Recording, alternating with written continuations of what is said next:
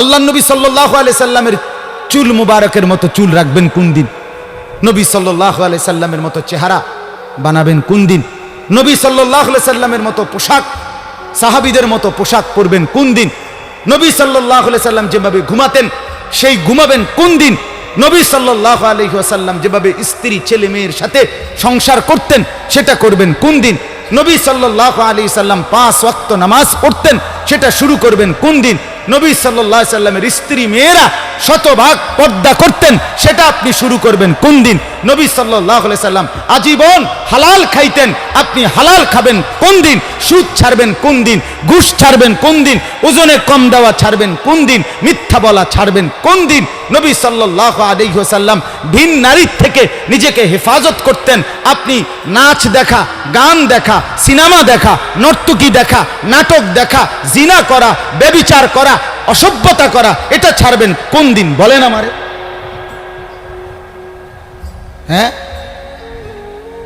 নবীর ভালোবাসা এটা মামুর বাড়ি, হ্যাঁ এটা আপনার নানার বাড়ি আর মামুর বাড়ি। আপনি ডুল্লা ডুল্লা কইবেন আর নবীর এশক মোহব্বতে আপনি বাইসা যাইবেন। চেহারায়, সুরতে, আমলে, আখলাকে জিন্দিগির কোথাও রাসূলুল্লাহ সাহাবীদের তরিকা থাকবে না। আপনি নবী প্রেমিক হবেন, এত বড় মিথ্যা নিজের জন্য ফয়সালা করেন না, নিজের ব্যাপারে এত বড় ভুল করেন না বাপ, নিজের এত বড় ক্ষতি করেন না। অনুরোধ আমার ছেলেদেরকেও বলি, বাপ এই যৌবন, এই বয়স আল্লাহ তাআলা ইবাদতের জন্য দিয়েছেন। কোরআনুল কারীমে আল্লাহ তাআলা বলেন, সুম্মা নুখরিজুকুম তিফলান, আমি মানুষের সন্তানকে প্রথম মায়ের পেট থেকে বাচ্চা আকারে বের করি। সুম্মা লিতাবলুগু আশুদ্দাকুম, অতঃপর তার দেহে আমি আল্লাহ শক্তি দিতে থাকি, দিতে দিতে যৌবনে শক্তি পরিপূর্ণ করে দেই। তাহলে আল্লাহ তাআলা যুবককে শক্তি পূর্ণ দিয়েছেন আল্লাহর কসম শুধুই আল্লাহ তাআলার বন্দেগীর জন্য। যুবক মানে যৌবনের এই শক্তি আল্লাহর দেওয়া, আল্লাহর দেওয়া। আপনারা ভাবেন তো, কারো যদি 1 ঘন্টায় বা 2 ঘন্টায় 6 বার 7 বার পেটে অসুখ হয়, পায়খানায় যায়, এরপরে তো শক্ত সামর্থ্য যুবকটা বিস্তার শুয়ে যায়, ঠিক কিনা বলেন? আপনি বলেন তো কেন বড়াই করছেন? আপনার কি হইছে? আপনার তো হাত খুললে গেছে, না পাও খুললে গেছে, না নাক ফুরিয়ে গেছে, কিচ্ছু তো হয় নাই। পায়খানা না বাইরিছে, দুর্গন্ধযুক্ত পায়খানা পেটের থেকে বাইরিছে।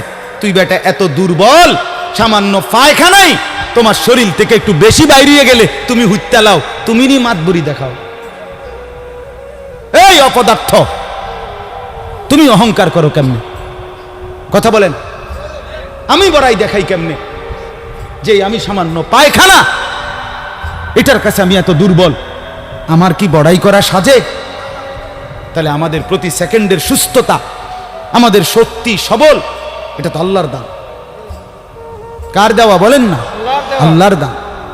আল্লাহর দেওয়া সেই শক্তি, আল্লাহর দেওয়া সেই বল, আল্লাহর দেওয়া সেই সাহস, আল্লাহর দেওয়া সেই যৌবন আমার ভাই কেন না ফরমানের মধ্যে ব্যয় করে? কেন? আমি একটা ছোট্ট উদাহরণ দেই, এই কোরবানি সম্পর্কিত উদাহরণ, একটু মনোযোগ দিয়ে শুনেন। ওই যে যেখান থেকে কোরবানি শুরু, আদম আলাইহিস সালামের 2 ছেলে হাবিল কাবিল, জানেন না আপনারা? আমি পুরো ঘটনা বলতেছি না। তো আল্লাহ তাআলা 2 জনকে বলছে কোরবানি দিতে, এই প্রথম কোরবানি। ওয়ালিকুল্লি উম্মাতিন জাআলনা মানসাকান, এই সূরা হজ্জের মধ্যে আছে। আল্লাহ তাআলা বলেন, আমি প্রত্যেক জাতির জন্য কোরবানির হুকুম নির্ধারণ করেছি, একেবারে প্রথম থেকে, আদম আলাইহিস সালামের জামানা থেকে। তো আল্লাহ তাআলা বলেন, ওয়াতলু আলাইহিম নাবা আবনাই আদম বিল হক, হে নবী, আদমের 2 সন্তানের কোরবানির ঘটনাটা আপনি সঠিকভাবে আমার বান্দাদেরকে শুনান, কোরআনে আছে। তো এই আদমের 2 ছেলে হাবিল কাবিল, ইজ কাররাবা কুরবানান, আল্লাহ বলেন তারা 2 ভাই যখন কোরবানি দিলেন, ফাতুকুব্বিলা মিন আহাদিহিমা, একজনের কোরবানি কবুল হলো, আলাম ইউতাকাব্বাল মিনাল আখার, আরেকজনের কোরবানি কবুল হলো না। ক্বালা লা আকতুলান্নাক, এই কথাটা খেয়াল করেন, কথাটা শুনেন। যে ভাইয়ের কোরবানি কবুল হয় নাই তার নাম হলো কাবিল, আর যার কোরবানি কবুল হয়েছে তার নাম কি?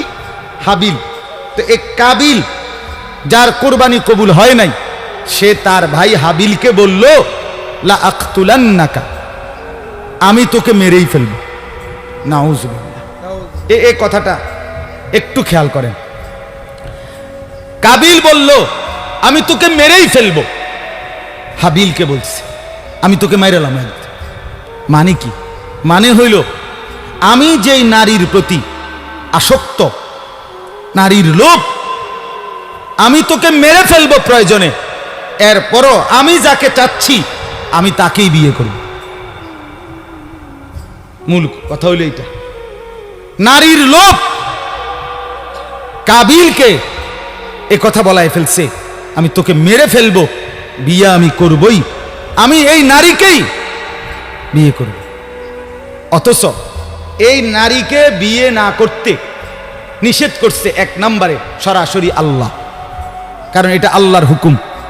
বিয়ের যেই পদ্ধতিটা আল্লাহ বলছে কাবিল তার উল্টাটা করছে, চাচ্ছে, তাহলে এটা প্রথম কার হুকুম? দুই নাম্বার আদম আলাইহিস সালাম উনি একজন নবী কিনা, তাহলে এটা নবীরও হুকুম। তিন নাম্বার আদম আলাইহিস সালাম এই কাবিলের বাপ কিনা, এটা বাবারও হুকুম। চার নাম্বার কোরবানি করো দুজনে, যারটা কবুল হবে তার সে বিয়ে করবে, এটা হলো আল্লাহর বিধান, মানে শরীয়ত। এটা কি? শরীয়ত। এ কাবিল এই নাফরমান নারীর লোভে সে বলল আমি আল্লাহর হুকুমও মানি না, আমি নবীর হুকুমও মানি না, আমি বাপের কথাও মানি না, আমি শরীয়তও মানি না, আমি এরই বিয়ে করব। খেয়াল করছেন? নারীর আসক্তি, নারীর লোভ, হারাম প্রেম, হারাম ভালোবাসা তারে কত জঘন্য পরিণতিতে নিয়ে গেছে। সে বলতেছে আমি আল্লাহর হুকুমও মানি না, আমি নবীর হুকুমও মানি না, আমি বাপের হুকুমও মানি না, আমি শরীয়তও মানি না, আমি এরই চাই। এই আজকের যুবক, আজকের নওজোয়ান ছেলে মেয়েদের হালাত এটা। আমি আল্লাহকে মানি না, আমি রসুল মানি না, আমি মা বাবার সম্মান ইজ্জত, বংশের মর্যাদা, গ্রামের ইজ্জত কিচ্ছু মানি না।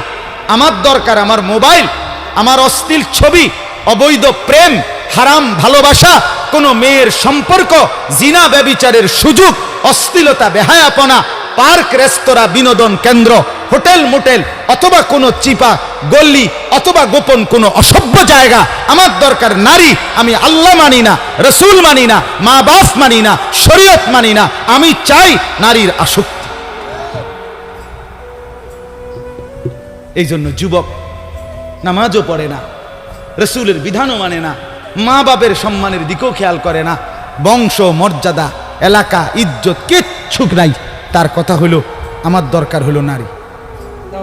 নাউজুবিল্লাহ, নাউজুবিল্লাহ।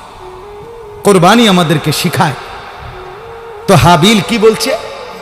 ক্বালা ইন্নামা ইয়াতাকাব্বালুল্লাহু মিনাল মুত্তাকিন।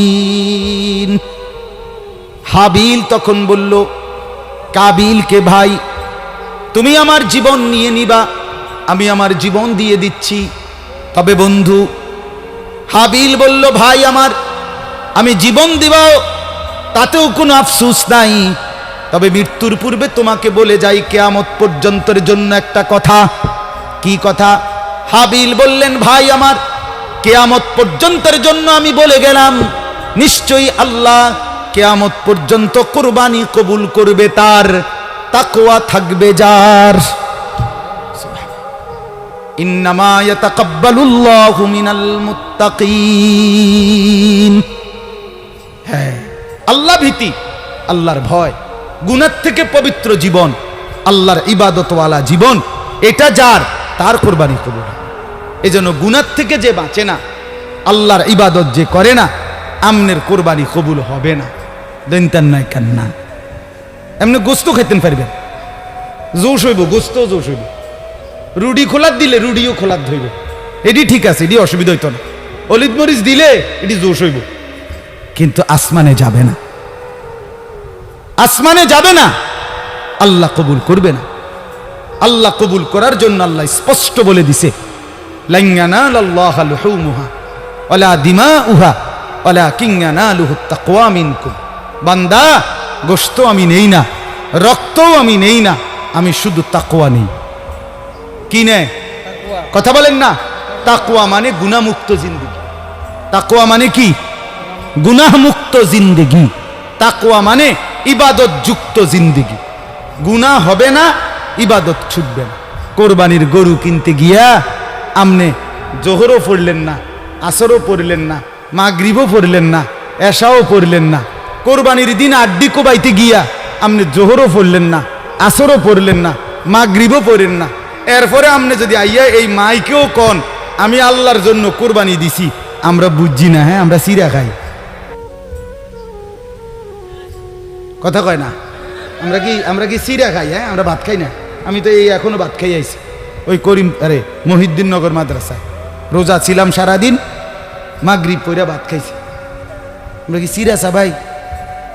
যে কোরবানি করতে গিয়ে আপনার এতগুলো নামাজ ছুটে গেল, এটা তো স্পষ্ট আপনি আল্লাহর জন্য কোরবানি দেন নাই। আল্লাহর জন্য কোরবানি দিলে নামাজ ছুটে কেমন? কোরআন স্পষ্ট আছে। এই আয়াত আমি পড়ছি, এই দেখেন আল্লাহ তাআলা বলেন, ওয়াল বুদনা জাআলনাহা লাকুম মিন শাআইরিল্লাহ। এই তরজমা বললেই আমার কথা শেষ। রাত বেশি হওয়াতে আমি লম্বা করলাম না, আমার ইচ্ছা ছিল লম্বা বলার। আল্লাহ তাআলা বলেন, ওয়াল বুদনা জাআলনাহা লাকুম মিন শাআইরিল্লাহ। কোরবানির জন্য যে প্রাণীগুলো নির্ধারণ করা হয়, কোরবানির জন্য যখন কোনো প্রাণীকে নির্ধারণ করা হয়, উট, গরু, ভেড়া, বকরি, দুম্বা, মহিষ ইত্যাদি, আল্লাহ তাআলা বলেন ওইগুলো সাথে সাথে আমি আল্লাহর নিদর্শন হয়ে যায়। সুবহানাল্লাহ। মিন শাআইরিল্লাহ। কোরবানির নির্ধারণকৃত প্রাণী আমার নিদর্শন, মানে আমার যখনই বান্দা ফয়সালা করে গরুটা কোরবানি দেব, এই ছাগলটা কোরবানি দেব, আল্লাহ তাআলা বলেন সাথে সাথে সেটা আমি আমার করে নেই, আমার জন্য নিয়ে নেই। শাআইরিল্লাহ, আল্লাহর নিদর্শন। আল্লাহর নিদর্শন আমার ভাই, মসজিদ আল্লাহর নিদর্শন, তাফসীরের মধ্যে আছে। মাদ্রাসা আল্লাহর নিদর্শন, কাবা ঘর আল্লাহর নিদর্শন, এই কোরআনুল কারীম আল্লাহর নিদর্শন। আমাদের প্রিয় নবী সাল্লাল্লাহু আলাইহি ওয়াসাল্লামের 23 বছরের পুরা জিন্দেগি, সমস্ত কথা, সুন্নত, আমল সবগুলো আল্লাহর নিদর্শন। যেমন এই তাসবিহ আল্লাহর নিদর্শন, মিসওয়াক আল্লাহর নিদর্শন, দাড়ি আল্লাহর নিদর্শন, টুপি আল্লাহর নিদর্শন, পায়জামা পাঞ্জাবি আল্লাহর নিদর্শন, নামাজের মুসল্লা আল্লাহর নিদর্শন, মেহরাব আল্লাহর নিদর্শন, মিম্বর আল্লাহর নিদর্শন। মানে যত কিছু দেখলে বোঝা যায় এগুলো ইসলামের, এই সবগুলো আল্লাহর নিদর্শন। কথা বুঝছেন না? আহলুল্লাহ যারা, আল্লাহর নেক বান্দা যারা, নামাজি, মুত্তাকি, ফরহেজগার, এমন প্রত্যেকটা মানুষ আল্লাহর নিদর্শন। প্রতিটা নেককার, প্রত্যেকটা আলেম, খুদার কসম, হাফেজ, আলেম সরাসরি আল্লাহর নিদর্শন, আল্লাহর নিদর্শন। হ্যাঁ, ঠিক কোরবানির প্রাণীগুলোও আল্লাহর নিদর্শন। কোরআনে আছে, আমান ইউআযযিম শাআইরাল্লাহ ফাইন্নাহা মিন তাকওয়াল কুলুব। আল্লাহর নিদর্শনকে যে সম্মান করবে, আল্লাহ বলেন, আমি আল্লাহ বললাম তার অন্তরে তাকওয়া আছে, এটা প্রমাণ বহন করবে। এটাই তার অন্তরে তাকওয়ার প্রমাণ, লোকটা মুত্তাকি, এটার প্রমাণ। এজন্য ফাঁকে বলে রাখি, মাদ্রাসাকে ভালোবাসা এই কারণে যে এখানে আল্লাহর কোরআন পড়ানো হয়, এখানে রসুলের সুন্নাহ পড়ানো হয়, এখানে সন্তানকে হাফেজে কোরআন বানানো হয়। আল্লাহর কসম, এটা আল্লাহর নিদর্শন।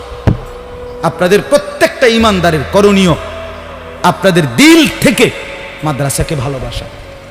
এজন্য আমার অনুরোধ, অনুরোধ, মাদ্রাসাকে আমি সব সময় বলি, আমার শায়েখ বলছে, আল্লামা মুফতি মুশতাকুন নবী সাহেব হুজুর বলছে, হে বাবারা, মুসলমান ভাই বোন, মুসলমান বাবা ভাই, কমপক্ষে এতটুকু আপনাদের কাছে অনুরোধ, কোন মসজিদ মাদ্রাসার ব্যাপারে আপনার নামে যেন এই কথা না আসে এই লোকটা মসজিদের বিরোধী, এই লোকটা মাদ্রাসার বিরোধী।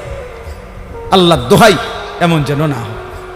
বরং আমার শায়েখ বলেন, মাদ্রাসার সাথে 3টি সম্পর্ক যেই মুসলমান রাখবে, কিয়ামতের দিন হাসরের মাঠে ওই মাদ্রাসাওয়ালারা ওই লোকটাকে তাদের পক্ষে, তাদের কাছে টেনে নেবে।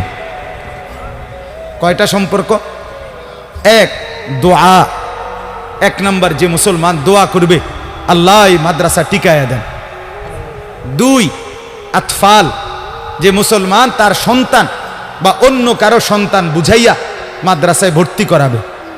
3, আমওয়াল, যে মুসলমান তার কিছু মাল সাদাকা, দান আল্লাহর রাস্তায় সন্তুষ্টির জন্য মাদ্রাসায় দিবে। তাহলে দোয়া করলো, সন্তান দিল, দান করলো, এই 3টি জিনিস যে মাদ্রাসার সাথে সম্পর্ক রাখবে, হাসরের ময়দানে এই হাফেজ আলেমরা আশা করা যায় ওই ভাই ওই চাচাকে হাসরের মাঠে ডাক দিয়ে বলবে, আপনি আমাদের সাথে দাঁড়ান, সুবহানাল্লাহ, আপনি আমাদের সাথে দাঁড়ান। এই জন্য অনুরোধ আমার মুফতি আব্দুল কাইয়ুম ভাই ঢাকা বড় মসজিদে মাদ্রাসা, বড় মাদ্রাসায় পড়াইতেন, নিজ মহল্লার মহব্বতে এলাকায় খেদমত করবে তার দিলে আসছে, এই জন্যই আসছেন। অনেক বড় বড় ওলামায়ে কেরাম থেকে মশওয়ারা করেই এখানে আসছেন। আপনাদের কাছে আমার বিনীত অনুরোধ, প্রত্যেকের কাছে অনুরোধ, এটা আল্লাহর নিদর্শন। প্রতিটা মাদ্রাসা, যদি বলেন এত মাদ্রাসা হুজুর চারিদিকে, এতটি মাদ্রাসা দরকার নেই, আমনে আল্লাহ দোহাই করে বলেন, চাই এত মাদ্রাসা তো হয়েছে, ঠিক আছে, আপনার গাওড়া জ্বলতে আছে, কিন্তু টেলিভিশন সাউন্ড কমছিনি, কথা কন না কেন, বিড়িখানা কমছিনি, গান বাদ্য, জিনা ব্যভিচার, মদ জুয়া কমছিনি। তো তাইলে এমন যদি হইতো যে হুজুর মানুষ তো সব জুনায়েদ বাগদাদি হয়ে গেছে, আর কি দরকার মাদ্রাসা, মানুষ তো সব আল্লাহর রহমতে বাইজিদ বুস্তামি হয়ে গেছে, আর কীর্তন মাদ্রাসা। আপনি বলেন, 1 মাসে একটা মাহফিল হলো, 1 বছরে একটা মাহফিল হয়, আল্লাহর কথা শুক্রবারে একদিন হয়, কিন্তু প্রতিদিন আপনাদের আমাদের ঘরে প্রতিদিন কত ঘন্টা টেলিভিশন চলে? কথাটা বুঝছেননি আমার? বলেন তো, প্রতিদিন দুনিয়ার নাচ গান, অশ্লীলতা, বেহায়াপনা ঘরে ঘরে কত ঘন্টা হয়? তার মোকাবেলায় আল্লাহর কসম এখনো মসজিদ, মাদ্রাসা, মাহফিল, ইসলাহি মজলিস, দ্বীনি মেহনত এখনো অনেক কম, অনেক কম, অনেক কম। অনেক গুনাহ যে পরিমাণ, নাফরমানি যে পরিমাণ, ঘরকে ঘর, ঘরকে ঘর। প্রতিদিন কল্পনা করেন কয়জন মুসলমান ফজরের নামাজ পড়ে আর পড়ে না কয়জন? বলেন না বাপ।